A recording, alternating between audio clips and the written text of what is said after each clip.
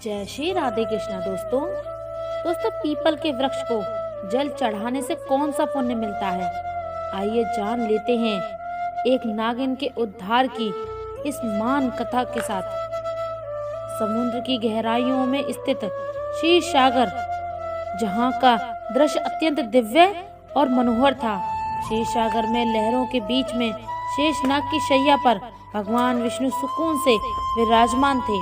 उनका नील वर्ण शरीर दिव्य शोभामान था। उनके समीप माता लक्ष्मी उनके चरण दबा रही थीं। चारों ओर दिव्य प्रकाश था और वातावरण में शांत संगीत की ध्वनि गूंज रही थी। इसी बीच एक पावन पथ से आकाश मार्ग होते हुए देवर्षि नारद जी वहां पहुंचे। नारद जी के हाथ में उनका दिव्य वीणा था और मुख पर हल्की चिंताएं की रेखा थी। विष्णु जी ने नारद जी को देखा और मंद मुस्कान के साथ कहा, पधारो नारद जी, तुम्हारा स्वागत है। ऐसा प्रतीत होता है कि कुछ व्यग्र हो गया। क्या तुम्हारे भ्रमण में कोई अनहोनी घटी है? नारद जी ने शीश झुकाकर भगवान विष्णु को प्रणाम किया और कहा, हे प्रभु, अभी अभी मैं पृथ्वी लोक से लौटकर आ रहा हूँ। पृथ्वी का भ्रमण करते हुए मैंने एक अत्यंत विचित्र दृश्य देखा। वहाँ कुछ लोग पीपल के वृक्ष को काटते हुए देख रहे थे। उन्हें उसके महत्व का कोई ज्ञान नहीं था। दूसरी ओर कुछ तेजस्वी मुनि और साधक उस वृक्ष की पूजा कर रहे थे। वे उसकी परिक्रमा करते हैं, उस पर जल अर्पित करते हैं और मंत्र उच्चारण करते हुए भगवान विष्णु की स्तुति कर रहे थे। हे प्रभु, इस विरोध आभास को देखकर मेरे मन में जिज्ञासा उत्पन्न हुई। पीपल के वृक्ष का क्या रहस्य है? यह वृक्ष इतना पवित्र क्यों है कि कुछ लोग इसकी पूजा करते हैं और जिन्हें इसका ज्ञान नहीं है वे इसे काटने का पाप क्यों करते हैं? कृपया करके मुझे इसके महत्व के विषय में विस्तार से बताइए, ताकि मैं इस ज्ञान को लोक में फैला सकूं। भगवान विष्णु के मुख पर एक कोमल मुस्कान खिल उठी। वह मंद मंद स्वर में बोले, हे नारद, तुम्हारा प्रश्न अत्यंत महत्वपूर्ण है। पीपल का वृक्ष कोई साधारण वृक्ष नहीं है। यह वृक्ष स्वयं मेरे स्वरूप का प्रतीक है। यह न केवल देवताओं का निवास स्थान है, बल्कि इसकी पूजा से मनुष्य के समस्त पापों का नाश होता है और उन्हें मोक्ष की प्राप्ति होती है। सुनो, मैं तुम्हें पीपल के वृक्ष के महत्व की एक कथा सुनाता हूँ, जो ये स्पष्ट करेगी कि क्यों यह वृक्ष पवित्र है और क्यों इसकी पूजा करनी चाहिए। हे नारद, इस कथा को केवल वर्णन और श्रवण ही नहीं, मनुष्य के लिए पुण्य दया है। जो भी इस पावन कथा को श्रद्धा और भक्ति के साथ सुनता है या सुनाता है, उसे अनगिनत पुण्य प्राप्त होते हैं। जो व्यक्ति इस कथा का श्रवण करता है, उसके जन्म जन्मांतर से संचित पाप नष्ट हो जाते हैं, चाहे उसके अपने अज्ञान वश कितना ही बड़ा पाप क्यों न किया हो। इस कथा के श्रवण से उसे पापों से मुक्ति मिलती है। इस कथा को सुनने वाला अपने पितरों का आशीर्वाद प्राप्त करता है। उसके पूर्वज संतुष्ट होते हैं और उसे सुख, समृद्धि और शांति का वरदान देते हैं। इसके फलस्वरूप पितरों के ऋण समाप्त होते हैं और उनके मार्ग में आने वाली बाधाएं दूर होती हैं। इस कथा को सुनने वाला व्यक्ति अपने घर में दुर्भाग्य, दरिद्रता और कष्टों को दूर करता है। उसके परिवार में सुख, समृद्धि और लक्ष्मी का वास होता है। उसका जीवन सदा मंगलमय रहता है। यदि किसी स्त्री पुरुष को संतान सुख की प्राप्ति में बाधा आ रही हो, तो इस कथा को श्रवण करके पीपल के वृक्ष की पूजा करें। उसे संतान सुख की प्राप्ति अवश्य होती है। नारद जी के आनंद और जिज्ञासा से कहा, हे प्रभु, मैं ज्ञानवर्धन और ध्यान पूर्वक सुनूंगा इस कथा को। कृपया इस कथा का वर्णन कीजिए। भगवान विष्णु ने कहा, हे नारद, पूर्व काल की बात है। एक अत्यंत गरीब व्यक्ति रहता था, जिसका नाम हरिदास था। हरिदास ईमानदार और परिश्रमी था, लेकिन उसका जीवन अत्यंत कठिनाइयों से भरा हुआ था। वह जंगल में लकड़ियां काटकर उन्हें बेचता और जैसे तैसे अपने परिवार का भरण पोषण करता था। उसका परिवार बड़ा था, बूढ़े माता पिता, उसकी पत्नी गायत्री और 3 छोटे छोटे बच्चे। हरिदास दिन रात मेहनत करता, फिर भी परिवार के लिए पर्याप्त भोजन जुटाना मुश्किल हो जाता। उसके घर में किसी भी प्रकार का धार्मिक कार्य नहीं होता था और न ही देवताओं की पूजा अर्चना होती थी। हरिदास को शास्त्रों और धार्मिक महत्व के विषय में कुछ भी ज्ञान नहीं था। एक दिन हरिदास हाथ में कुल्हाड़ी लिए जंगल की ओर निकल पड़ा। वह बहुत जंगल में अंदर घने जंगल में चला गया था। सुबह से ही जंगल में एक एक कोने में घूमता रहा, पर उसे लकड़ियां तो दूर एक भी सूखा पेड़ नहीं मिला। उसकी थकान बढ़ती जा रही थी और सूर्य अपनी मध्य अवस्था में चमक रहा था। हरिदास को चिंता सताने लगी कि यदि वे आज लकड़ियां नहीं लेकर गया तो घर में चूल्हा नहीं जलेगा। भूख और प्यास से व्याकुल होकर वह जंगल में और आगे बढ़ने लगा। जंगल का यह भाग अत्यंत भयानक था। ऊंचे ऊंचे वृक्ष, घनी बलें और झाड़ियों के सूरज की रोशनी तक नहीं धरती पर आने देती थी। जगह जगह सर्प, बिच्छू और अन्य हिंसक जीवों के खतरे भी दिखाई देते थे, परंतु हरिदास की विशेषता उसे वहां तक खींच लाई थी। बहुत देर तक भटकने के बाद अचानक उसकी नजर एक विशाल वृक्ष पर पड़ी। वह वृक्ष अपने चारों ओर एक अजीब सी आभा बिखेर रहा था। उसकी शाखाएं मानो आकाश को छू रही थी और उसकी जड़ें धरती को गहराई से बांध कर रखे हुए थी। यह पीपल का वृक्ष था।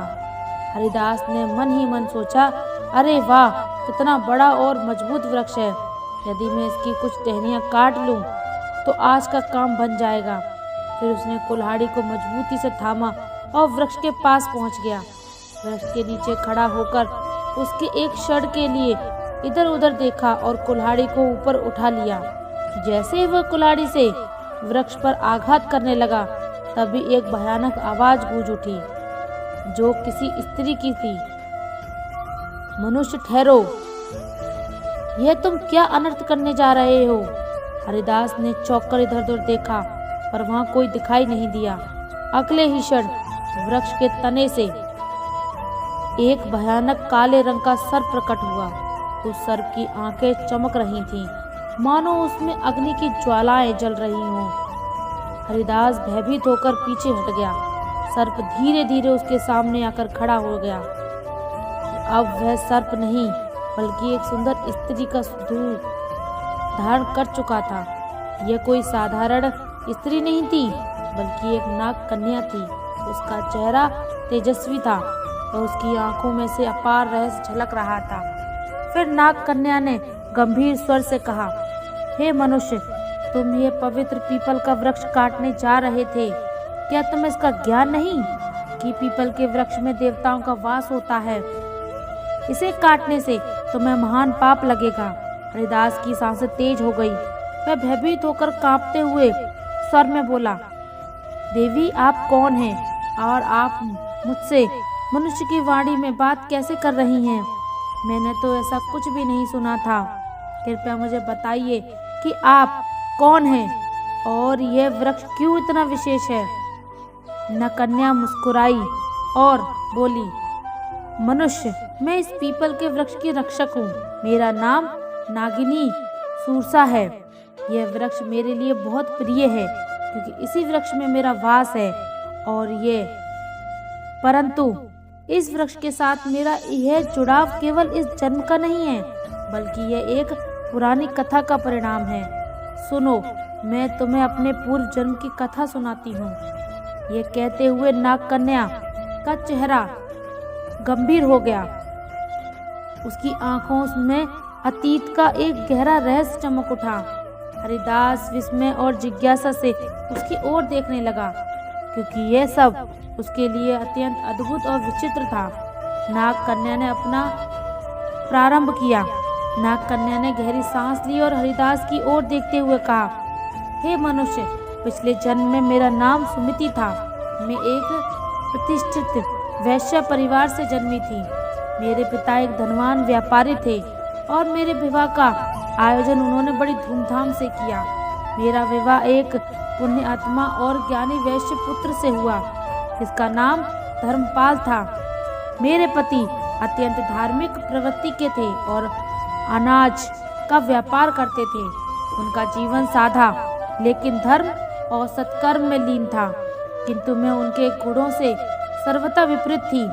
मेरा स्वभाव अत्यंत स्वार्थी और अहंकारी था।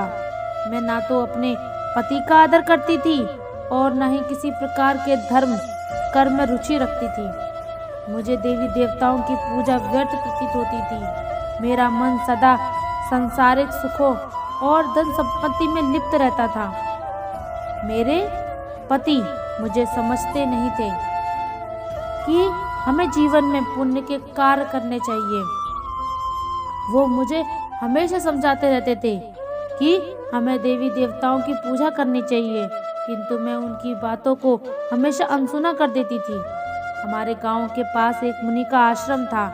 वह आश्रम शांत, पवित्र और प्रकृति की छांव में बसा हुआ था। वहां के वातावरण में एक अलौकिक शांति थी। मुनि ने अपने आश्रम के आंगन में एक छोटा सा पीपल का वृक्ष लगाया हुआ था। गांव के लोग वहां नियमित रूप से पूजा करने आते थे। वह पीपल के वृक्ष के चारों ओर दीप जलाते, जल चढ़ाते और उसकी परिक्रमा करते। उनका विश्वास था कि इस वृक्ष में भगवान विष्णु का वास है और उसकी पूजा करने से उनके पितृ प्रसन्न होते हैं। लोगों की श्रद्धा और भक्ति से वह वृक्ष बहुत ही कम समय में विशाल हो गया। एक दिन की बात है, मैं उस आश्रम के पास से गुजर रही थी। वहां मैंने देखा कि एक ब्राह्मण अत्यंत श्रद्धा से उस पीपल वृक्ष की पूजा कर रहा था। वह वृक्ष के तले जल चढ़ा रहा था और मंत्रोच्चार कर रहा था। यह दृश्य देखकर मैं ठहाके मारकर हंसने लगी और कटु स्वर में कहा, अरे ब्राह्मण, तुम मूर्खों की तरह इस वृक्ष की पूजा क्यों कर रहे हो? यह तो केवल एक पेड़ है, न फल देता है न फूल। क्या है ये पेड़? किसी काम का भी नहीं है। यह व्यर्थ का ढोंग है। तुम्हारी पूजा का कोई लाभ नहीं है। मेरे शब्द सुनकर वह ब्राह्मण अत्यंत शांत स्वभाव और भाव में मेरी ओर देखता रहा। फिर वह गंभीर स्वर में बोला, हे देवी, तुम्हारा अज्ञान ही तुम्हारे इस व्यापार और व्यवहार का कारण है। क्या तुम्हें ज्ञात नहीं कि यह पीपल का वृक्ष मात्र एक साधारण वृक्ष नहीं है? इस वृक्ष में स्वयं भगवान विष्णु का वास होता है। यह वृक्ष जीवित है और अत्यंत पवित्र है। इसकी पूजा करने से भगवान विष्णु प्रसन्न होते हैं। इसके तले जल चढ़ाने से पितरों का आशीर्वाद प्राप्त होता है। अनेक जन्मों के पाप इस वृक्ष की पूजा को समाप्त हो जाते हैं। यह वृक्ष मानव जीवन के लिए वरदान स्वरूप है। उस ब्राह्मण की बातों ने मेरे अहंकार को और भड़का दिया। मैंने कटु शब्दों से उसका और उस वृक्ष का उपहास किया। मैं क्रोध में आकर उस वृक्ष के पास पहुंची और व्यंग पूर्ण स्वर में कहा, देखते हैं तुम्हारा ये वृक्ष कितना महान है। यह कहकर मैंने आवेश में आकर पीपल के वृक्ष को लात मार दी। जैसे ही मेरी लात उस वृक्ष को लगी, उसी क्षण एक विचित्र घटना घटी। मेरे पैर से लेकर शरीर के अन्य अंगों में जलन होने लगी। वह जलन असहनीय थी। मैंने देखा कि मेरे शरीर में परिवर्तन हो रहा था। धीरे धीरे मेरा रूप बदलने लगा। मेरी त्वचा काली पड़ने लगी और देखते ही देखते मैं एक भयानक सर्पिनी के मैं परिवर्तन हो गई। नागिनी का रूप धारण करके मैं वहीं पर चीखने चिल्लाने लगी। मेरी चीख पुकार सुनकर आश्रम के मुनि वहां आ गए और उनके चरणों में गिर पड़ी और रोते हुए अपनी व्यथा मैंने उनसे सुना दी और विनती की कि मुझे इस श्राप से मुक्ति दिलाइए। मुनि गंभीर स्वर में बोले, हे स्त्री, तुमने घोर पाप किया है। पीपल के वृक्ष को अपवित्र करना और उसका अपमान करना भगवान विष्णु का अपमान है। तुम्हें तुम्हारे कर्मों का दंड मिला है। फिर मैंने कांपते हुए हाथ जोड़कर मुनि से प्रार्थना की, हे ऋषि मुनि, कृपया मुझे क्षमा करें और इस शराब से मुक्ति दिलाएं। कोई तो उपाय होगा, बताइए, मैं अपने पापों के लिए प्रायश्चित कैसे करूं? इस मुनि ने गंभीर स्वर में कहा, नागिनी, तुम्हें इस श्राप से मुक्ति होने के लिए 100 वर्षों तक इस पीपल वृक्ष पर निवास करना होगा और इसकी रक्षा करनी होगी। जब 100 वर्ष पूर्ण हो जाएंगे तब तुम्हारे पति यहाँ आएंगे और इस वृक्ष पर जल अर्पित करेंगे। उसी दिन तुम्हें इस श्राप से मुक्ति मिलेगी। इतना कहकर मुनि वहां से चले गए। तब से मैं इसी वृक्ष पर वास कर रही हूँ।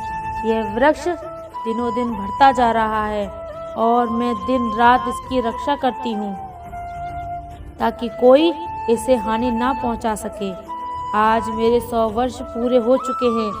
मैं प्रतीक्षा कर रही हूँ कि मेरे पति धर्मपाल यहाँ आए और इस वृक्ष पर जल अर्पित करें, तभी मुझे इस सर्प योनि से मुक्ति मिलेगी। यह कहते हुए नाग कन्या की आंखों में आंसू आ गए। उसकी आवाज में पीड़ा थी और पश्चाताप स्पष्ट झलक रहा था। हरिदास यह सब सुनकर अवक गया। वह समझ नहीं पा रहा था कि जो कुछ उसने सुना वह सपना था या सच्चाई। उसके हृदय में भय और श्रद्धा का संचार हो रहा था। नाग कन्या की करुणामयी कथा सुनकर हरिदास स्तंभ रह गया। उसकी आंखों से आश्चर्य और अविश्वास के भाव तैरने लगे। उसे बात समझ में नहीं आ रही थी कि वह स्वयं इस घटना से किस प्रकार जुड़ा हुआ था। तभी एक दिव्य तेज से आश्रम के मुनि वह प्रकट हुए। उनका स्वर गंभीर और आशीर्वाद से भरा हुआ था।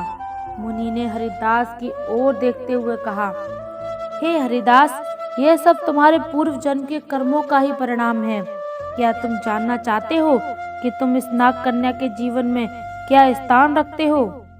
हरिदास ने विस्मय से मुनि की ओर देखा और कांपते स्वर में कहा, मुनिवर, कृपया मुझे बताइए, मेरे जन्मों के रहस्य का ज्ञान दे। यह सब क्या हो रहा है? मैं इस नाग कन्या के साथ किस प्रकार जुड़ा हुआ हूँ? मुनि ने अपनी आंखें बंद की और उनके मुख पर एक गंभीर आभा उभरी। फिर उन्होंने कहना आरंभ किया, हे हरिदास, सुनो तुम्हारे पूर्व जन्म की कथा। इस नाग कन्या जिसका नाम सुमति है, उसका पति तुम ही थे। उस जन्म में तुम धर्मपाल नाम का पुण्य आत्मा व्यापारी थे। तुमने सुमति से विवाह किया था और उसकी जीवन संवारने का हर संभव प्रयास किया। तुम एक धर्मनिष्ठ और सत्यवादी व्यक्ति थे। तुमने सुमति को सदा मार्ग पर चलाने की अनेक प्रयास किए, किंतु वह तुम्हारे प्रयासों की उपेक्षा करती रही। हरिदास ने आश्चर्य और अविश्वास के साथ कहा, क्या मैं इस नाग कन्या का पति था? मुनि ने मुस्कुराते हुए कहा, हरिदास, सुमति ने अपने अहंकार और अज्ञान के कारण पीपल के वृक्ष का अपमान किया था, जिसके कारण उसे सर्प योनि का श्राप मिला। किंतु भगवान विष्णु ने तुम्हारे पुण्य कर्मों के कारण यह नियम बनाया कि केवल तुम्हारे हाथों से जल अर्पित होने पर ही सुमति को इस श्राप से मुक्ति मिलेगी। तुम यहाँ तक केवल अपनी नियति के कारण आए हो। तुम्हारा आज यहाँ आना सहयोग नहीं है, बल्कि ये विधि का विधान है। सुमति, जो अब तक चुपचाप खड़ी थी, मुनि की बात सुनकर हरिदास के चरणों में गिर पड़ी। उसकी आंखों से आंसुओं की धारा बहने लगी। वह कांपते स्वर में बोली, हे स्वामी, मैं अपने पूर्व जन्म के पापों के लिए आपसे क्षमा मांगती हूँ। मेरे अहंकार और अज्ञान के कारण मैंने आपको दुख पहुँचाया और इस पीपल वृक्ष का अपमान किया, किंतु आज मैं आपसे एक बार फिर प्रार्थना करती हूँ, कृपया इस पवित्र वृक्ष पर जल अर्पित कर मुझे इस श्राप से मुक्ति करें। हरिदास की आंखों में करुणा भर आई। उसने नाग कन्या के प्रति अपना क्रोध या घृणा नहीं दिखाई, बल्कि उसके हृदय में श्रद्धा और सहानुभूति का भाव जग उठा। उसने मुनि की ओर देखा और कहा, ऋषि मुनि, मुझे बताइए, मैं इस पुण्य कार्य को कैसे पूरा करूं? मुनि ने कहा, हरिदास को पीपल वृक्ष के पास लेकर कहा, वत्स, इस वृक्ष पर श्रद्धा से जल अर्पित करो और भगवान विष्णु का स्मरण करो। इससे तुम्हारा जन्म के बंधन समाप्त हो जाएंगे और सुमति को भी मुक्ति मिलेगी। हरिदास ने पास ही रखे कलश से जल भरा। वह पीपल वृक्ष के सामने खड़ा हो गया और अपने मन में भगवान विष्णु का ध्यान करते हुए जल अर्पित करने लगा। जैसे ही उसने जल की धारा पीपल पर रखी और जल की धारा पीपल के जड़ों पर चढ़ाई, एक अद्भुत घटना घटी। पीपल के वृक्ष के नीचे एक दिव्य प्रकाश फैला और नागकन्या का सर्प रूप धीरे धीरे नष्ट होने लगा। स्थान पर एक सुंदर तेजस्वी स्त्री प्रकट हुई। उसका चेहरा चमक रहा था, मानो वह स्वयं एक देवी को। सुमति के हाथ जोड़कर हरिदास और मुनि को प्रणाम किया। सुमति ने कहा, हे स्वामी, आपके पुण्य और भगवान विष्णु की कृपा से मुझे आज इस अभिशाप से मुक्ति मिली है। मैं आपके प्रति कृतज्ञ हूँ। आपने न केवल मेरे पापों का प्रायश्चित करवाया, बल्कि मुझे मोक्ष के मार्ग पर ले गए। मुनि ने आशीर्वाद देते हुए कहा, हे सुमति, अब तुम स्वर्ग लोक को प्रस्थान करो। तुम्हारे श्राप का अंत हो चुका है। भगवान विष्णु तुम्हें आशीर्वाद दे। सुमति ने एक बार फिर पीपल वृक्ष की परिक्रमा की और वहां से दिव्य प्रकाश के साथ स्वर्ग लोक को प्रस्थान कर गई। इस घटना के बाद हरिदास के जीवन में बड़ा परिवर्तन आया। उसने पीपल वृक्ष की महिमा को समझा और प्रतिदिन उसकी पूजा करने लगा। उसने अपने परिवार को भी धर्म के मार्ग पर चलने की प्रेरणा दी। वह जान गया था कि पवित्र वृक्षों का सम्मान और देवताओं का स्मरण जीवन को सफल बनाता है। भगवान विष्णु ने पीपल वृक्ष के महत्व की कथा समाप्त की। उनके मुख पर करुणा और दिव्यता का तेज झलक रहा था। देवर्षि नारद जी अत्यंत भाव विभोर उठे। उन्होंने भगवान विष्णु की स्तुति करते हुए कहा, हे प्रभु, आपने पीपल वृक्ष की महिमा और ये कथा सुनाकर मेरी जिज्ञासा को शांत किया। मैं धन्य हो गया। इस कथा से ये स्पष्ट हुआ है कि मनुष्य अपने अज्ञान और अहंकार के कारण ही पाप के मार्ग पर चलता है, किंतु आपकी कृपा से ही उसका उद्धार संभव है। यह वृक्ष न केवल पवित्र है, बल्कि स्वयं आपका दिव्य स्वरूप है। भगवान विष्णु मुस्कुराते हुए बोले, हे नारद, यह सत्य है। पीपल का वृक्ष सृष्टि का जीवन है। इसकी जड़ में स्वयं निवास करता हूँ। तने में भगवान शिव का वास है और शाखाओं में ब्रह्मा का। इस वृक्ष की पूजा करने से मनुष्य त्रिदेव का आशीर्वाद प्राप्त करता है। जो भी इस कथा को श्रद्धा से सुनेगा और सुनाएगा अथवा पीपल के वृक्ष की पूजा करेगा, उसे मेरे परम धाम की प्राप्ति होगी। उसके समस्त पापों का नाश होगा और उसे जीवन में सुख शांति तथा परलोक में मोक्ष का आशीर्वाद मिलेगा। नारद जी ने कहा, हे प्रभु, मैं अविलंब पृथ्वी लोक पर जाऊंगा और इस कथा का प्रचार करूंगा। मैं लोगों को ये बताऊंगा कि पीपल के वृक्ष का अपमान नहीं करना चाहिए। इसकी पूजा करके वे आपके सानिध्य को प्राप्त कर सकते हैं। जो दोस्तों, इस प्रकार से भगवान विष्णु ने नारद जी को पीपल के वृक्ष की महिमा सुनाई। तो उम्मीद है आपको ये कथा पसंद आई होगी। वीडियो को लाइक ज़रूर करें और कमेंट में जय श्री राधे कृष्णा ज़रूर लिख दीजिए और साथ ही चैनल को सब्सक्राइब करें। आप सभी को धन्यवाद। जय श्री राधे कृष्णा।